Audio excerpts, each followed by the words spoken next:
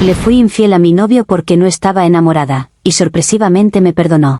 Pero en los años siguientes me enamoré perdidamente de él, era muy buena persona. Pero cuando más enamorada estaba, él me fue infiel. Me temblaban las manos leyendo la citación como si fuera una carta de desalojo emocional, con el sello frío ahí, recordándome que la vergüenza también se puede notificar en papel. Mario, mi novio, estaba detrás de mí con esa cara que mezcla rabia y lástima, como si yo fuera un problema administrativo y no una persona. Yo tenía el pecho apretado, no por culpa, sino por la injusticia de que todo el mundo actúe como si la loca fuera yo cuando la traicionada fui yo.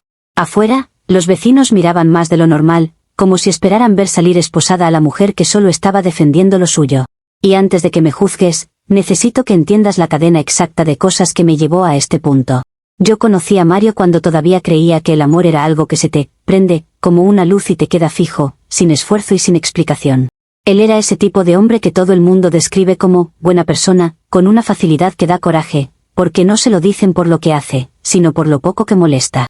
Trabajaba, era educado, contestaba rápido, no jugaba con los tiempos, y eso a mí me parecía una rareza casi sospechosa. Al principio me gustó porque me hacía sentir segura, como si estar con él fuera poner la vida en modo estable.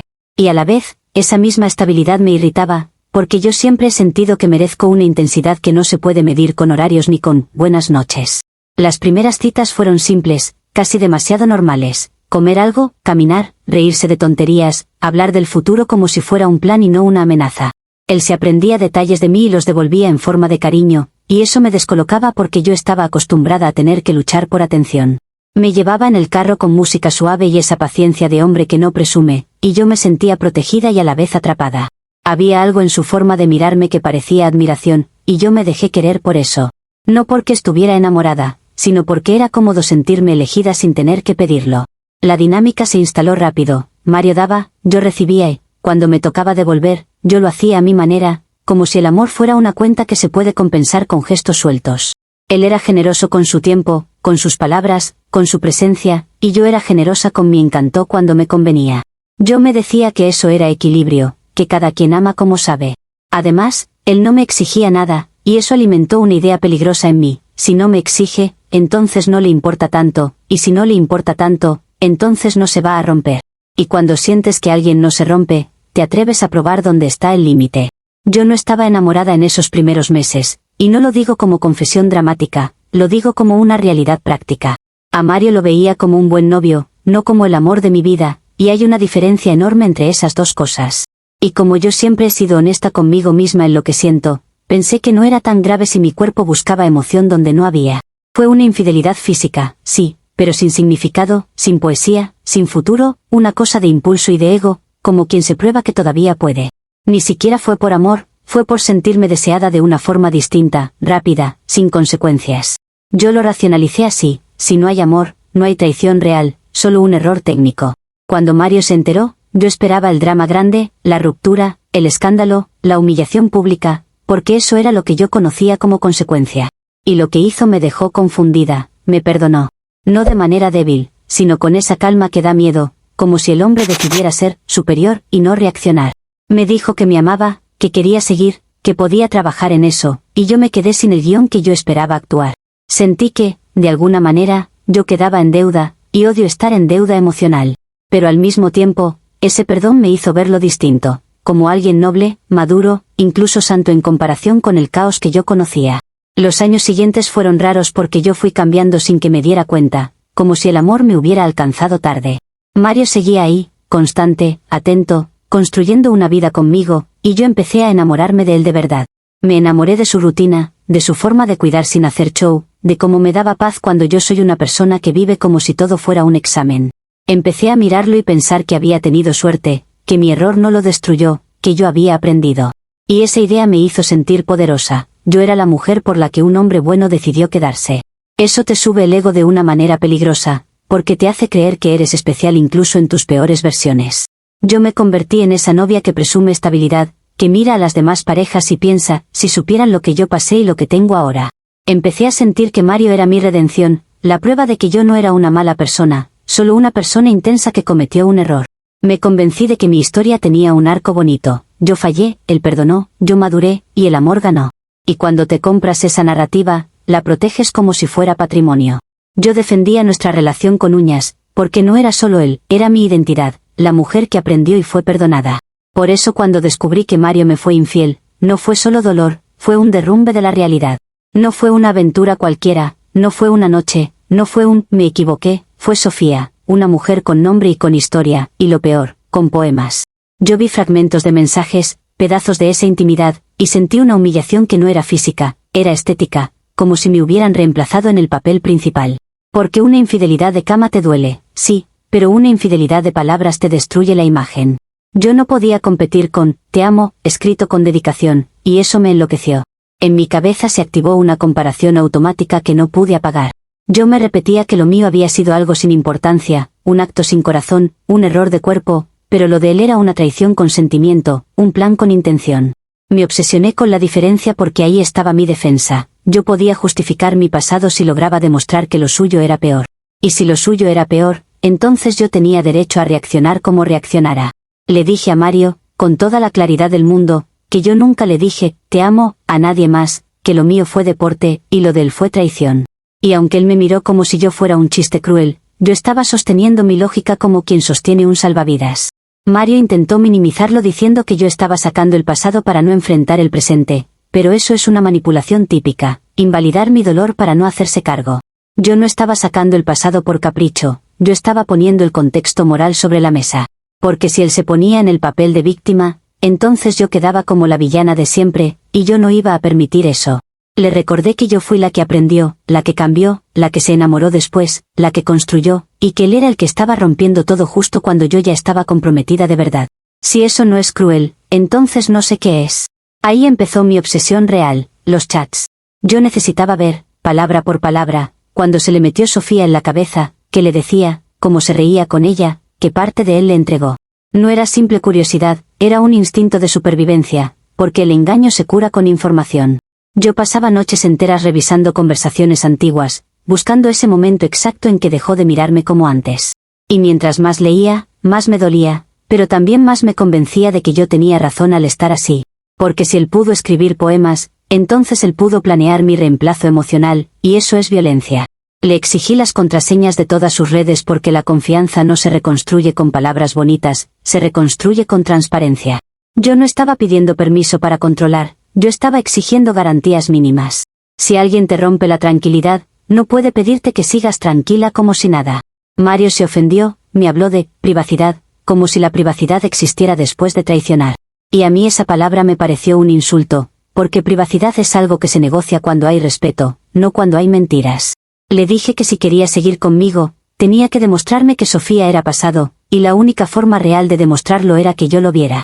Mario se resistía y eso solo aumentaba mi paranoia. ¿Por qué te niegas y no ocultas nada? Yo veía su incomodidad y lo traducía como culpa, como rastro de amor por ella. Me empecé a imaginar escenas que no había visto, frases que no había leído, risas compartidas que me excluían. Y sí, sé que suena extremo, pero cuando te han mentido, tu mente se vuelve un detective desesperado. Yo no podía dormir, me quedaba mirando su celular cuando se cargaba, escuchando su respiración como si ahí hubiera un mensaje oculto. Él me decía que yo estaba obsesionada, y yo pensaba que él estaba cómodo porque el caos no era en su corazón, era en el mío. En algún punto dejé de estar triste y empecé a estar determinada. Yo necesitaba probar, con lógica, con evidencia, con algo que me diera superioridad moral, que yo era la menos mala en esta historia. Porque si yo aceptaba que los dos fuimos infieles y ya, entonces mi dolor perdía argumento, y yo no iba a quedarme con el papel de, pues lo mereces. Yo me enamoré de él después de haber fallado, yo intenté ser mejor, yo lo respeté, yo lo puse como centro, y él eligió escribirle poemas a otra. Esa diferencia, para mí, lo cambia todo. Y ahí fue cuando mi vida se convirtió en una rutina nocturna de lectura y análisis, como si mi relación fuera un expediente. Lo peor es que mientras yo buscaba el momento exacto en que dejó de amarme, yo también buscaba el momento exacto en que yo dejé de ser suficiente. Porque eso es lo que hace una infidelidad sentimental, no solo te quita el amor del otro, te roba tu propia percepción. Yo miraba fotos antiguas y me preguntaba si ya me mentía ahí, si ese abrazo era real, si esa sonrisa era actuación. Me volví una persona que no cree en lo bonito, porque lo bonito puede ser el disfraz del desprecio.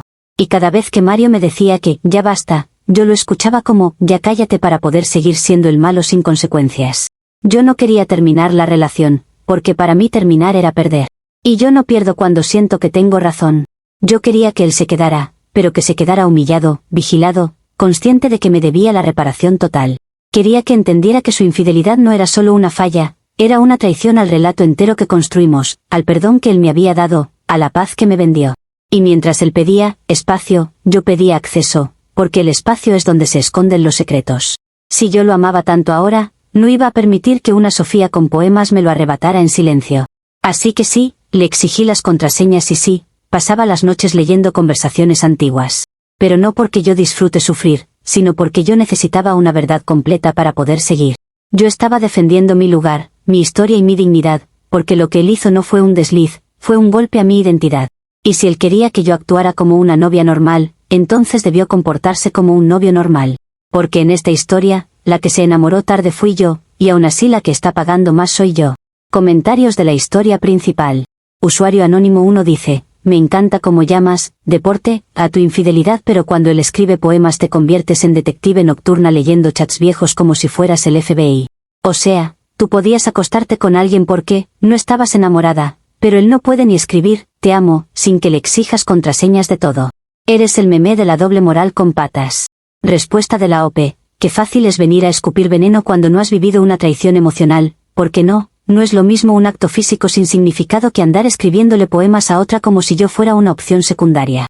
Yo no me volví detective por gusto, me volví así porque él me obligó con su mentira elegante. Si tú te conformas con que te vean la cara y luego te digan, privacidad, allá tú, pero yo no nací para ser la tonta que aplaude su propia humillación. Usuario anónimo 2 dice: tu argumento es literalmente, yo fui infiel primero, pero como no dije te amo, soy menos mala. Perdón, pero tú eres la razón por la que existe la palabra racionalización. Encima exiges contraseñas y te pasas noches leyendo conversaciones antiguas como si eso fuera amor y no control enfermizo. No quieres sanar, quieres ganar. Respuesta de la OP: no voy a aceptar clases de moral de alguien que reduce todo a frases simplonas para sentirse superior. Claro que quiero ganar, ¿y qué? Porque perder aquí significa aceptar que me faltaron al respeto y quedarme callada como adorno. Si para ti pedir transparencia después de una traición es control, entonces tu estándar de amor está en el piso. Yo no estoy aquí para sanar en silencio mientras él se queda cómodo, yo estoy aquí para que se note el daño que me hicieron. Actualización 1.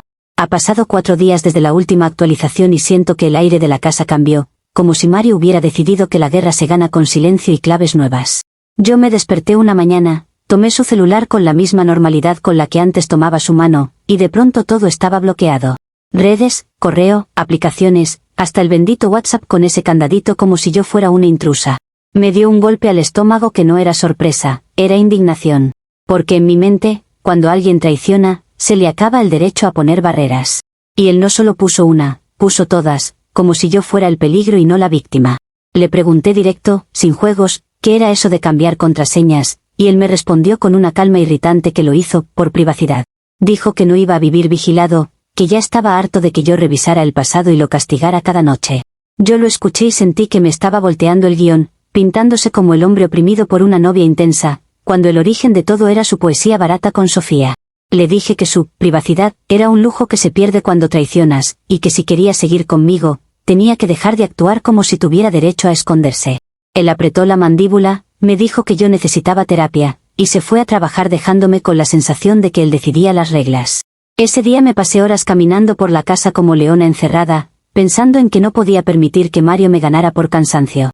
Porque su estrategia era simple, negar mi información hasta que yo me derrumbara y aceptara migajas de confía en mí. Y yo no confío en alguien que ya me mintió, porque confiar después de una traición no es amor, es estupidez. Me empecé a imaginar a Sofía riéndose, imaginé a Mario tranquilo porque ya no tenía mis ojos encima, y eso me encendió una rabia que no es bonita, pero es útil.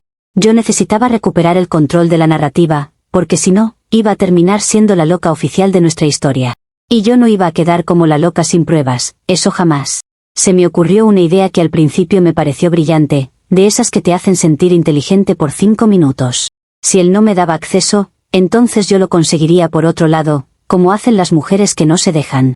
Empecé a buscar en internet y en foros, como quien busca un abogado, y me encontré con el mundo oscuro de la gente que promete clonar WhatsApp y recuperar conversaciones. Yo sé cómo suena, pero en ese momento yo no lo vi como algo ilegal, lo vi como una herramienta de supervivencia emocional. Porque si él estaba ocultando algo, yo tenía el derecho de descubrirlo.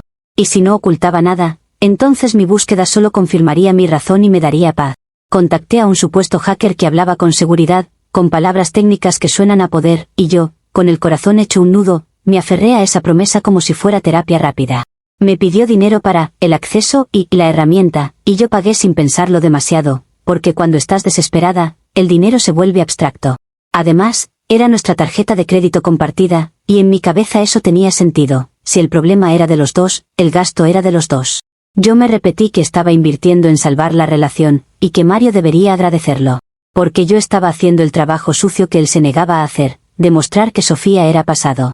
Mientras el tipo me decía que en unas horas tendría el clon, yo necesitaba una justificación para mi ansiedad, porque Mario ya me miraba como si yo fuera una bomba. Así que hice lo que cualquier persona sensible hace cuando sabe leer el universo. Le dije que había tenido un sueño premonitorio. Le conté, con detalle, que soñé que él seguía hablando con Sofía, que en el sueño yo veía el chat y él se reía como si nada. Mario me miró con una mezcla de cansancio y burla, pero yo insistí en que los sueños no aparecen de la nada, que algo adentro mío estaba captando lo que él escondía. No era mentira total, porque mi cuerpo sí estaba en alerta, y eso es una forma de verdad. Yo necesitaba que él sintiera que mi paranoia tenía base, aunque fuera simbólica. Las horas pasaron y el hacker empezó a poner excusas, que si la señal, que si el sistema, que si necesitaba otro pago para la última fase. Ahí sentí el primer pinchazo de duda, pero mi orgullo no me dejó retroceder. Porque si yo aceptaba que me estaban estafando, significaba aceptar que yo me había rebajado por Mario y encima había quedado como tonta. Así que pagué otra parte, como quien apuesta el doble para no perder. Me convencí de que era un trámite y de que al final yo tendría la prueba definitiva. Lo único que recibí fue silencio y un bloqueo, como si yo fuera la que había cometido un delito por pedir respuestas. Yo me quedé mirando la pantalla, sintiendo un calor de vergüenza subiéndome al cuello, pero todavía no era lo peor. Porque al día siguiente, Mario vio el cargo en la tarjeta compartida. Entró a la casa con el celular en la mano, con esa mirada de hombre que ya no está discutiendo, está juzgando. Me preguntó qué era ese pago raro, y yo, en un segundo, tuve que decidir si mentía o si lo enfrentaba. Le dije que era algo de una suscripción, una cosa técnica, intentando mantener el tono normal. Él me pidió que no lo tratara de idiota, porque el cargo tenía nombre y era obvio que era una estafa. Me acorraló en la cocina, no físicamente, pero con palabras que pesaban. Me dijo que yo había cruzado un límite, que yo estaba enferma, que eso ya no era dolor, era acoso. Yo le respondí que el límite lo cruzó él cuando escribió poemas a Sofía, y que si él hubiera sido transparente, yo no tendría que buscar respuestas en la basura de Internet. Mario explotó, dijo que ahora no solo lo controlaba, sino que además endeudaba a los dos por mis locuras. Y ahí fue cuando sentí algo muy feo, la posibilidad real de que él se fuera, no por Sofía, sino por mí. Y eso me pareció una victoria de Sofía sin que ella estuviera presente. Intenté girar la situación, porque yo no iba a permitir que él me dejara como la culpable absoluta. Le dije que si él se enfurecía por $500, era porque le dolía que yo estuviera cerca de la verdad. Le dije que su rabia era una confesión, que si no ocultaba nada, se habría reído de mi intento y ya. Mario me miró como si yo fuera un monstruo pequeño, insistió en que lo único que yo estaba destruyendo era lo poco que quedaba de nosotros. Y se fue al cuarto, cerrando la puerta con un golpe, no fuerte, pero definitivo. Yo me quedé ahí, con la sensación de que había perdido dinero, paz y terreno, todo en 4 días. Esa noche no dormí, pero no por arrepentimiento, sino por estrategia.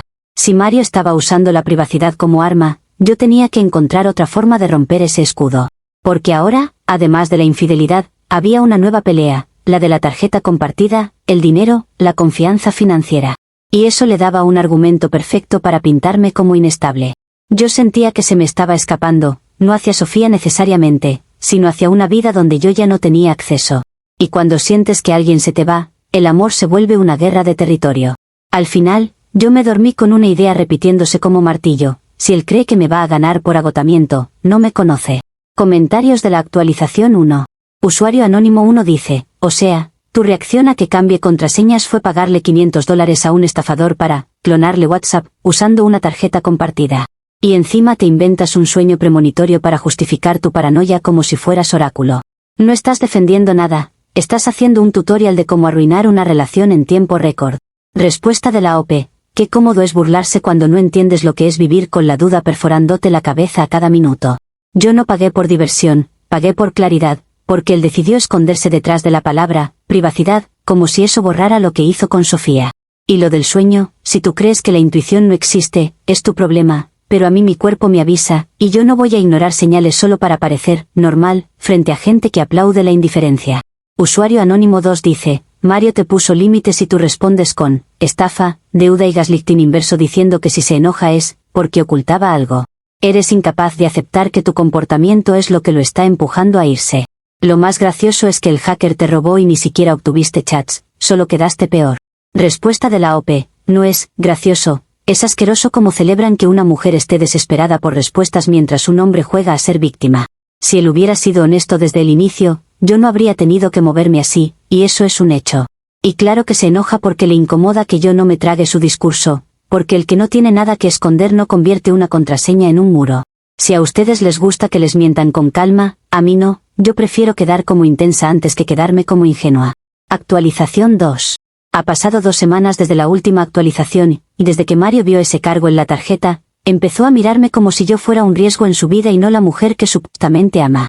Él se volvió frío, selectivo con sus palabras, y cada vez que yo intentaba hablar del tema, me decía que ya estaba agotado y que no iba a seguir justificándose. Esa actitud no me calmó, me empujó más fuerte a la idea de que él seguía conectado a Sofía, aunque fuera en silencio. Porque cuando alguien está limpio, no le molesta la transparencia, le molesta el escándalo, y Mario estaba molesto por los segundos solo cuando lo primero le convenía. Yo me sentía en una competencia invisible donde la otra mujer ni siquiera tenía que aparecer para ganarme terreno. Yo intenté fingir normalidad algunos días, como estrategia, no como rendición, y fue peor, porque él interpretó mi silencio como permiso. Lo vi sonreír mirando el celular una noche y me dio un salto en el corazón como si hubiera visto sangre. Le pregunté qué era y me dijo que un meme, con esa tranquilidad que te hace sentir ridícula por sospechar, pero también te hace sentir más segura de que algo está escondido. Empecé a notar que cuidaba el teléfono con un gesto nuevo, que lo volteaba, que lo dejaba lejos, que se lo llevaba al baño como si fuera un órgano. Y yo, que antes me sentía la mujer que él perdonó por amor, empecé a sentirme la mujer a la que él tolera hasta que se cansa.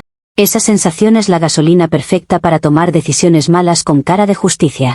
En mi cabeza, Sofía ya no era solo la amante, era el símbolo de que Mario prefería a alguien más puro, más nueva, menos manchada por el pasado. Y sí, me duele admitirlo incluso a mí misma, pero la sombra de mi propia infidelidad se volvió una herramienta contra mí. Porque él me repetía que yo no podía reclamarle tanto después de lo que hice, como si mi error fuera una cadena perpetua. Y yo sentía que él estaba usando mi pasado para seguir haciéndome daño en el presente, escondiéndose detrás de mi culpa. Eso era insoportable, así que mi mente hizo lo que siempre hace cuando se siente humillada, decidió atacar. Yo sabía que no podía obligar a Mario a darme contraseñas, pero sí podía afectar el escenario donde Sofía se sentía cómoda. Si ella era la inspiración de Poemas y Libertad, entonces yo tenía que convertirla en un problema. No porque yo quisiera violencia, sino porque había límites y ella los cruzó al meterse con un hombre que estaba conmigo. A mí no me importa el discurso romántico de que él es el responsable, porque en la vida real hay gente que disfruta ser opción, y yo no le iba a regalar ese placer. Si Mario estaba jugando a ser el incomprendido, entonces yo iba a recordarles a todos que Sofía no era una musa, era una invasora. Un día me arreglé con una calma extraña, de esas que dan miedo porque no vienen de paz, vienen de decisión. Busqué donde trabajaba Sofía, porque esas cosas siempre se saben, y si no se saben, se encuentran, y yo tenía tiempo. Llegué a ese lugar con el corazón acelerado, pero con el rostro firme, como si fuera a hacer un trámite.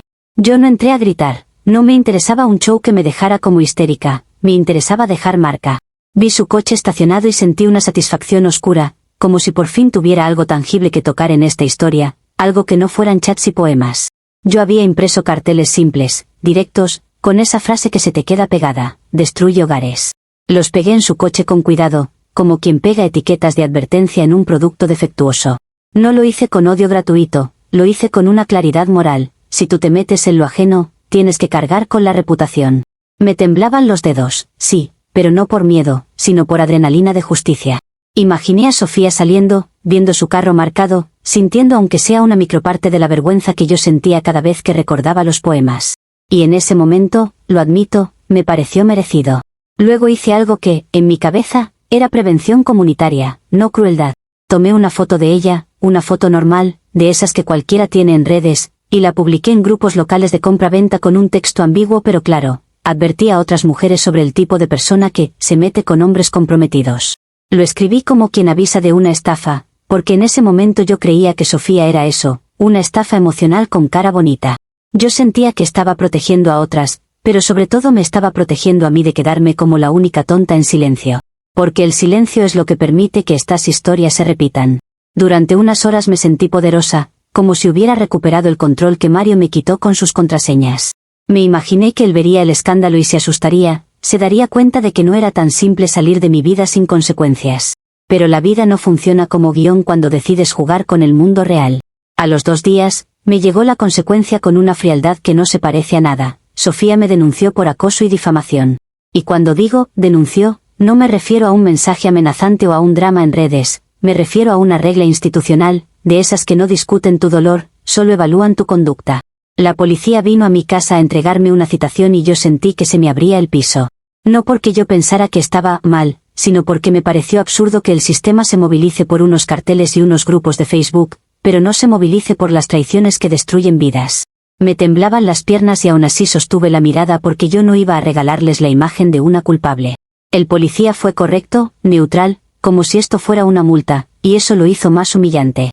En la sala, Mario estaba presente, y yo podía sentir su vergüenza como una nube pesada, porque él se veía implicado aunque yo fuera la señalada. Mario se puso pálido cuando escuchó la palabra difamación, y lo vi por primera vez no como el hombre bueno, sino como el hombre que teme por su imagen. Empezó a hablar con la policía con tono de «yo voy a resolver esto», y ahí me dio rabia. Porque, ¿dónde estaba ese impulso cuando yo le pedía transparencia? Sin embargo, la realidad fue clara, Mario tuvo que avalarme para que no me llevaran detenida. Esa palabra, avalar, me cayó como una piedra, porque convertía mi vida en un trámite en manos de él. Él firmó, habló, mostró documentos, hizo su cara de adulto responsable, y yo quedé como el problema que él maneja. En mi mente, eso era otra forma de control. Cuando el policía se fue, Mario no me gritó, y eso fue peor. Me dijo que estaba humillado, que no podía creer que yo hubiera hecho eso, que ya no me reconocía. Yo le respondí que a mí me humilló primero cuando le escribió poemas a Sofía, y que si él quería que yo fuera una novia normal, debió darme un novio normal. Mario se llevó las manos a la cabeza y me dijo que yo iba a arruinarle la vida, que esto podía afectarlo en su trabajo, en su reputación, en todo. Y ahí noté algo, le importaba más el que dirán que mi dolor. Eso me confirmó, en una esquina oscura de mi corazón, que yo estaba sola en el amor. Los días siguientes fueron una mezcla de ansiedad y rabia. Yo miraba la citación como si fuera la prueba de que el mundo castiga a la mujer que reacciona, no al hombre que provoca. Mario empezó a dormir lejos, a hablarme con distancia, como si yo fuera un escándalo con piernas. Y yo me debatía entre pedirle perdón por estrategia o seguir avanzando con orgullo. Porque si yo pedía perdón, él ganaba la narrativa de ella está mal y yo soy el bueno. Y si yo no pedía perdón, me exponía a perderlo por completo. Esa era la trampa, cualquier movimiento me dejaba como la mala. Lo más cruel es que, en medio de todo, yo seguía enamorada de él, y ese amor se sentía como traición hacia mí misma. Porque yo era la mujer que antes fue infiel sin amor, y ahora era la mujer fiel que se arrastra por un hombre que la mira con desprecio. Esa contradicción me estaba rompiendo por dentro y me volvía más impulsiva. Empecé a pensar que Sofía quería destruirme a mí usando el sistema, no porque yo hubiera pegado carteles, sino porque ella disfrutaba verme caer. Mario, en lugar de ponerse de mi lado, parecía más preocupado por desmarcarse, como si yo fuera un error que él no quería cargar. Así terminó esta etapa, con una citación en la mesa, con Mario avergonzado y distante, y con la certeza de que el conflicto ya no era solo entre nosotros, sino entre mi imagen y la de él. La amenaza nueva era evidente, si esto escalaba, yo podía terminar con antecedentes, con multas, con algo que me persiguiera más que cualquier poema. Y Mario, con su cara de hombre cansado, me dijo que necesitaba pensar, porque no sabía si podía seguir conmigo. Yo lo escuché y supe que la siguiente batalla no iba a ser contra Sofía, iba a ser por no perder el único lugar donde yo todavía me sentía alguien. Comentarios de la actualización 2. Usuario anónimo 1 dice, pegaste carteles de «Destruye hogares» en el coche de Sofía y luego la publicaste en grupos de compra-venta como si estuvieras reportando un producto defectuoso, y ahora te sorprende que te denuncien por acoso y difamación. No eres víctima del sistema, eres una adulta tomando decisiones de adolescente. Y lo peor es que Mario tuvo que avalarte para que no te detengan, literal te convertiste en su carga legal. Respuesta de la OP, ustedes hablan como si yo hubiera salido a incendiar una ciudad, cuando lo que hice fue exponer una verdad que nadie quiere escuchar, hay gente que se mete con relaciones y luego se lava las manos. Si el sistema se mueve rápido para proteger a la Sofía de turno, eso solo demuestra a quién le conviene el silencio. Y sí, Mario avaló, porque esto también es consecuencia de lo que él provocó. Si él no hubiera jugado con poemas y secretos, yo no estaría en esta posición. Me impresiona cómo a ustedes les da más horror un cartel que una traición. Usuario anónimo 2 dices que no querías show, pero literal montaste un show público y luego culpas a todos menos a ti. Mario no, te controla, por filmar, te salvó de que te llevaran detenida, y aún así lo tratas como enemigo. ¿En serio, no te das cuenta de que estás destruyendo tu vida por competir con una mujer que ni te debe nada? Respuesta de la OP, qué conveniente decir, ni te debe nada, cuando es la típica frase que usan para normalizar que cualquiera haga lo que quiera sin consecuencias. Si tú te metes con alguien comprometido, claro que debes algo, respeto, límites, humanidad básica. Y Mario no me salvó, por amor, lo hizo porque no quería verse envuelto, porque le importa su imagen más que mi dolor, y eso se nota. Yo no estoy destruyendo mi vida, yo estoy luchando por no quedar como la tonta mientras él se limpia las manos como si todo esto hubiera salido de la nada. Actualización 3. Ha pasado un mes desde la última actualización y la casa se volvió un lugar donde todo pesa, incluso el silencio. Mario, con esa voz de hombre que quiere sonar razonable, decidió irse, para pensar. Empacó con calma, como si estuviera saliendo a un viaje de trabajo y no a dejarme en medio de un incendio emocional y legal. Yo lo miraba guardar sus cosas y sentía que me arrancaban el piso, porque aunque yo diga que no pierdo, la verdad es que me estaba muriendo por dentro. Le pregunté cuánto tiempo, y me dijo que no sabía, que necesitaba respirar. Esa palabra, respirar, me pareció una crueldad, porque yo llevaba meses sin aire. Cuando se fue, la casa quedó con un eco raro, como si las paredes se hubieran enterado de que ya no era nuestro lugar. Yo empecé a revisar cada rincón como si pudiera encontrarlo escondido, no físicamente, sino su intención, su verdad. Mi mente se agarró a una idea, si yo encontraba el punto exacto donde todo se torció, podía revertirlo, como si el pasado tuviera botón de deshacer. Me obsesioné con reconstruir la línea del tiempo, con entender cuándo empezó Sofía, cuándo empezó el cambio, cuándo empezó el desprecio. Y como yo ya no tenía chats nuevos que leer, mi desesperación me empujó hacia lo único que siempre está ahí, las cosas guardadas. Yo bajé al garaje y empecé a abrir cajas como si estuviera excavando una tumba. Había recuerdos de años, papeles viejos, cables, manuales, fotos, cosas que uno guarda sin mirar porque cree que el amor es estable. Encontré una caja de Mario, una de esas que él siempre decía que eran cosas personales, y por un segundo pensé en respetarlo, pero la palabra note dejó de existir en mi cabeza hace rato. Si él se fue para pensar, yo tenía derecho a pensar también, y yo pensaba mejor con evidencia. Abrí la caja y encontré un cuaderno, un diario, de hace 5 años, de la época exacta de mi infidelidad.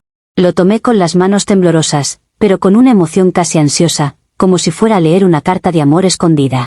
Yo, en mi cabeza, esperaba encontrar pruebas de su nobleza, de su perdón, de esa supuesta grandeza que yo admiré. Imaginé frases dolorosas pero románticas, de esas que dicen, me duele, pero la amo, porque esa era la historia que yo me conté durante años. Me senté en el suelo del garaje y empecé a leer, y al principio todo parecía normal, entradas de vida, trabajo, frustraciones. Pero de pronto llegué al día en que yo lo engañé, y sentí que el corazón se me subía a la garganta.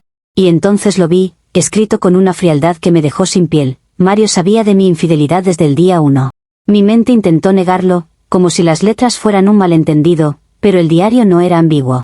Él escribió que yo era patética, que me acosté con ese perdedor, y que no me iba a dejar porque mi papá le iba a conseguir el puesto en la empresa. Decía, con una claridad cruel, que desde ese día dejaba de amarme y que solo me usaría hasta que tuviera su carrera lista. Yo sentí un mareo, no de culpa, sino de humillación absoluta. Porque yo no estaba leyendo un hombre herido, estaba leyendo un hombre calculador. De golpe, el perdón que yo había idolatrado se convirtió en estrategia. Me quedé paralizada, con la vista clavada en esa página, sintiendo que me ardía el pecho como si me hubieran tirado ácido. La ironía me golpeó como un chiste macabro. Yo me enamoré perdidamente de él después, pensando que estaba con un santo. Yo construí años de felicidad, creyendo que él me había elegido por amor y madurez, cuando en realidad me estaba administrando como un recurso. Y eso explica todo, pero no lo explica de manera que te libera, lo explica de manera que te destruye. Porque significa que mi amor no creció en una relación real, creció en una actuación donde yo era la que no sabía el guión. De pronto, Sofía dejó de ser un accidente o una caída, se volvió la pieza final de su plan. Su infidelidad con ella no fue un error romántico, fue su salida planeada, su puerta de escape cuando ya no me necesitaba. Él ya consiguió el ascenso, ya no le convenía seguir conmigo, ya no necesitaba a mi papá, ya no necesitaba el papel de novio perdonador. Y yo, mientras tanto, me pasé años tratando de ser mejor, creyendo que estaba reparando algo por amor, cuando en realidad estaba alimentando el desprecio de alguien que ya me había archivado. Yo quería gritar, pero no salía sonido, solo lágrimas calientes de rabia.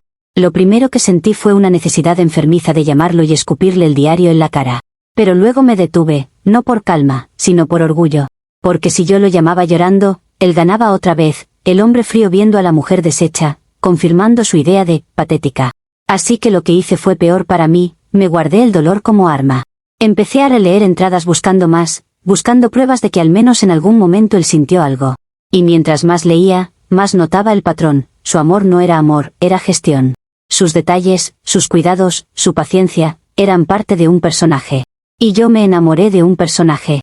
Esa noche me miré al espejo y por primera vez no me vi como la mujer intensa defendiendo lo suyo. Me vi como alguien que fue usada, sí, pero también como alguien que se dejó usar porque necesitaba creer en algo. Y ahí apareció un pensamiento que me dio más rabia que todo. Mi primer error no fue la infidelidad, fue creer que yo podía comprar redención con amor tardío. Mario no me perdonó, me administró. Y cuando ya no le serví, se permitió a Sofía y sus poemas como quien se permite un premio. Yo sentí una mezcla de odio y desesperación, porque me di cuenta de que yo no estaba compitiendo con Sofía, estaba compitiendo con la verdad, y la verdad me estaba ganando. Con el diario en la mano, entendí por qué él se cansaba de mis preguntas y mis noches de chats.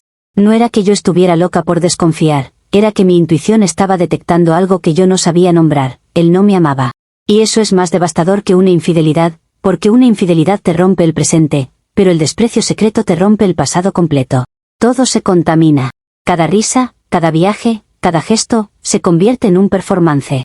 Yo me sentí estafada de una manera que ni el hacker pudo igualar, porque esto era una estafa de años, no de $500. Al día siguiente, Mario me escribió un mensaje corto preguntando cómo iba con el tema de la citación, como si esa fuera la única realidad importante. Yo le respondí seco que estaba resolviéndose y él puso un ok. Ese ok me dio ganas de incendiar el mundo, porque confirmaba que él ya estaba afuera emocionalmente. Yo no le mencioné el diario, porque todavía estaba decidiendo cómo usarlo. Una parte de mí quería publicarlo, exponerlo, destruir su imagen como él destruyó la mía por dentro. Otra parte de mí quería guardarlo y obligarlo a mirarme a los ojos mientras leía sus propias palabras. Pero la vida, otra vez, no te deja actuar con tanta precisión cuando estás rota. Yo empecé a notar que, sin Mario en la casa, mi soledad me gritaba más fuerte. Ya no tenía a quién vigilar, a quién exigir, a quién confrontar, y eso dejaba mi cabeza sola con la verdad. Y la verdad era que yo me enamoré de un hombre que me despreció en secreto desde mi primer error, y que mi amor, creciente, fue un monólogo. Me pregunté si yo merecía eso por haber sido infiel primero, y me dio rabia que el mundo funcione así. Tú fallas una vez y te condenan para siempre, pero el otro puede fingir, usar, planear y aún así quedar como el bueno. Yo no iba a aceptar ese cierre. La amenaza nueva se volvió clara y más peligrosa que la citación. Mario ya no estaba pensando, Mario estaba saliendo de mi vida con un plan que empezó hace 5 años. Sofía no era la causa, era el síntoma de que él ya no necesitaba actuar. Y yo, con el diario escondido, tenía una bomba que podía explotar todo, pero también podía explotarme a mí. Porque si lo expongo, me convierto en la ex loca que no suelta. Si no lo expongo, me quedo con un dolor que nadie ve y con un hombre que se va limpio. Me di cuenta de que mi única forma de no perder era redefinir qué significa perder, y eso me aterrorizó. Así que aquí estoy, con un proceso legal encima, con un amor que resultó ser un teatro, y con un diario que me demostró que yo no estaba peleando por un santo, estaba peleando por un oportunista. Mario consiguió su ascenso y su salida, y yo me quedé sosteniendo la ruina con mis manos. La última vez que hablamos por teléfono, él me dijo que necesitaba tranquilidad, que no podía con más drama, como si el drama hubiera sido un hobby mío y no una consecuencia de sus decisiones. Yo colgué sin llorar, pero con una frialdad nueva. Ya no era el miedo de perderlo, era el odio de haber amado sola. Y esa mezcla es peligrosa, porque no te deja cerrar, te deja con ganas de arrasar. Comentarios de la actualización 3. Usuario anónimo 1 dice, te pasaste meses obsesionada con Sofía y los poemas, y al final el golpe real fue que Mario te despreciaba desde hace 5 años y se quedó contigo por el puesto que le conseguiría tu papá. O sea, tú creías que él era un santo que perdonaba y era un oportunista actuando. Y aún así lo más triste es que sigues pensando en usar el diario como arma en vez de asumir que esto se acabó y salir corriendo. Respuesta de la OP, mira, si después de leer que me usó por conveniencia tú crees que lo correcto es que yo me vaya, en silencio, y lo deje limpio, es porque te encanta que la gente mala gane con cara de buena. Yo no estoy pensando en usarlo por capricho, estoy pensando en equilibrar una historia donde él se benefició de mi caída durante años. Que me digan, ya suéltalo, es literalmente pedirle a la víctima que acomode el escenario para que el villano salga elegante. Yo no nací para aplaudirle a un hombre que me llamó patética en un diario mientras me sonreía en la cara. Usuario Anónimo 2 dice, ¿te das cuenta de que tú también empezaste esto con una infidelidad deportiva, y que eso no justifica lo que él hizo, pero sí explica por qué se volvió frío? Igual, lo de él es asqueroso, pero tú estás peligrosamente cerca de convertirte en la ex que se autodestruye con tal de no perder. ¿Ya te llegó citación por acoso? ¿Vas a sumar otra por andar exponiendo diarios? Respuesta de la OP. Es impresionante cómo intentan convertir mi primer error en una licencia eterna para que él haga lo que quiera, como si yo hubiera firmado un contrato de humillación. Yo fallé, sí, pero yo no me quedé 5 años fingiendo amor para escalar, eso es otra categoría de crueldad. Y sobre el diario, no me vengan con el tono de, cuídate, como si el problema fuera mi reacción y no la mentira estructural de él. A mí ya me empujaron a un rincón donde cualquier movimiento se ve feo, y sinceramente, si el mundo insiste en pintarme como la mala, al menos voy a decidir yo qué tan alto suena mi voz antes de que me borren la historia.